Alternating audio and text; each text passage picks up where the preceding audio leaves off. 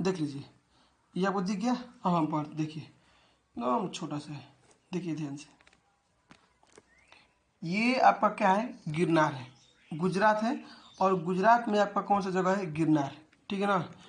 यहाँ पर एक जलाशय है, जो सम्राट चंद्रगुप्त मौर्य थे ना, उनका एक एथी था, राज्यपाल था गुजरात में, ठीक है ना, पोस्टिंग था। तो उसने ना इस एरिया में ना खेती करने के लिए, किसानों के लिए एक झील बनवाया, ठीक है ना, अपने आप से खुदवा के झील बनवाया, ठीक, किसानों से खुदवाया। जिस तरह से हम लोग पोखरा बनाते हैं ना, वैसे ही इसने क्या किया, इसका नाम था पीयूष गुप्त वैश्य, इसका नाम था, ठीक है ना। ये चंद्रगुप्त मौर्य के राजपाल था। इसने क्या किया, एक पोखरा खुनवाया, जिसको हम झील बोलते हैं, ठीक है ना, पोखरा खुनवाया। और क्या किया ना, उसमें पानी इकट्ठा करने के लिए, क्योंकि यह मानव कृत्रिम झील है, इसको प्रकृति नहीं, ये मानव कृत्रिम झील है, ठीक है ना। उसमें पानी भरवाया और उसमें ना बारीकी से उस झील से एक नदी का रास्ता निकला। उसके बाद से ना उस झील में ना डैम भी बनवाया था, ताकि वो जरूरत पड़ने पर उसे गेट का खोला जा सके, बंद किया जा सके, ठीक है ना। इस तरीके से बनाया गया था। तो किसने बनाया था भाई साहब, पीयूष गुप्त वैश्य ने बनाया था, ठीक है ना। ये चंद्रगुप्त मौर्य के राजपाल था। इसके बारे में अभी कुछ नहीं जानकारी मिला है, लेकिन जैसे ही समय बीता तो एक शासक आया, रुद्रदमन, यह शक शासक था। तो रुद्रदमन देखा कि यहाँ पर ना झील है, तो रुद्रदमन उस झील को बनवाया, ठीक है ना, फेन से।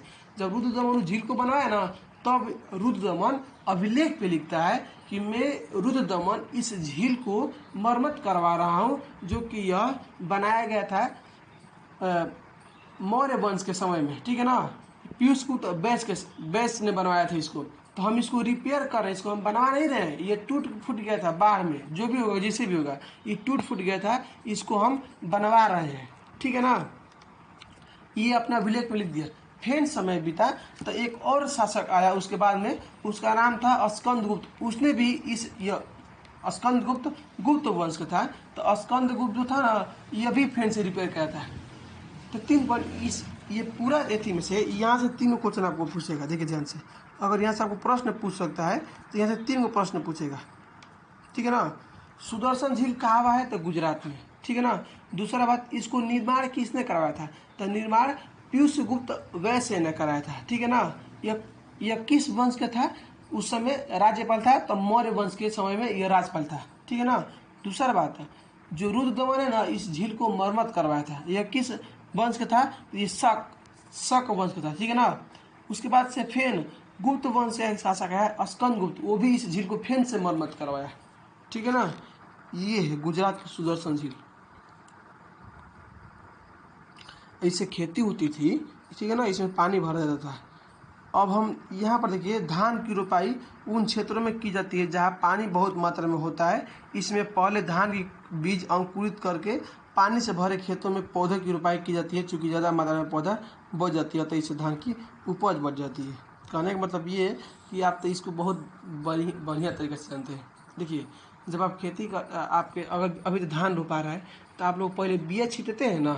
पहले देखिए क्या होता, अभी हम आपको पढ़ाएंगे, कल पढ़ाएंगे, लेकिन सुन लीजिए। जो पहले, जो इस समय, जो जब तक ये आपका जातक कथा सुनाया गया था ना, कि हमारे रात में डकैत हमसे परेशान करता है और दिन में राजा का अधिकारी आके टैक्स लेके चल जाता है। तो उस समय ना खेती जानते हैं कैसे होता था धान के, जैसे आप गेहूँ बोते हैं ना, खेत में फेंक देते हैं ना जोत के, वैसे ही वो लोग ना धान की खेती करते थे। लेकिन जैसे जैसे राजा का कर इन पर बढ़ाने लगा, राजा कहा कि नहीं, हमको उससे मतलब ना है कि तुम्हारा डकैत लेके भाग रहा है, क्या लेके भाग रहा है, तुम हमको टैक्स दो, तो टैक्स दो। तो बेचारा परेशान हो गया था। तो इन लोगों ने तरीका सीखा कैसे हम लोग फसल ज़्यादा मात्रा में उगाएंगे। तो इन लोगों ने पहले ना बीज बोया एगो खेत में, ठीक है ना। और देखो कि यहाँ पर बहुत मात्रा में खेत हो रहा है बिया, तो उसको कबार के अब दूसरे दूसरे खेतों में रोप दिया जाएगा, ठीक है ना। तो ऐसे खेती होता था पहले, लेकिन जब से ये कांड हुआ ना, तो ये लोग ऐसे खेती करने लगे। जो आजकल आप देखते हैं, पहले बिया हम लोग रोपते हैं ना, उसके बाद से बिया लेके दूसरा खेत में रोपते हैं, ठीक। लेकिन गेहूँ में ना रोपते हैं, गेहूँ खेत जोतवाएंगे वही में फेंक देंगे। सबसे आसानी और कोनो चीज़ का फसल करने में आता है गेहूँ का, पानी भी कम लगता है और उसको फेंकने में भी आसान लगता है, रोपने में भी। तो कल आपको हम यहाँ से पढ़ाएंगे, ठीक है ना। उपज बढ़ाने के तरीके से जैसे पढ़ाएंगे, और कल देखते हैं कितना ख़त्म होता है। कल यहाँ तक ख़त्म कर देंगे। पेज नंबर कितना है 40 तक, ठीक है ना। लगभग 3 दिन में ये चैप्टर हमारा ख़त्म हो जाएगा। ठीक, तो ब्रदर्स इसका आंसर लिख लेते हैं ना।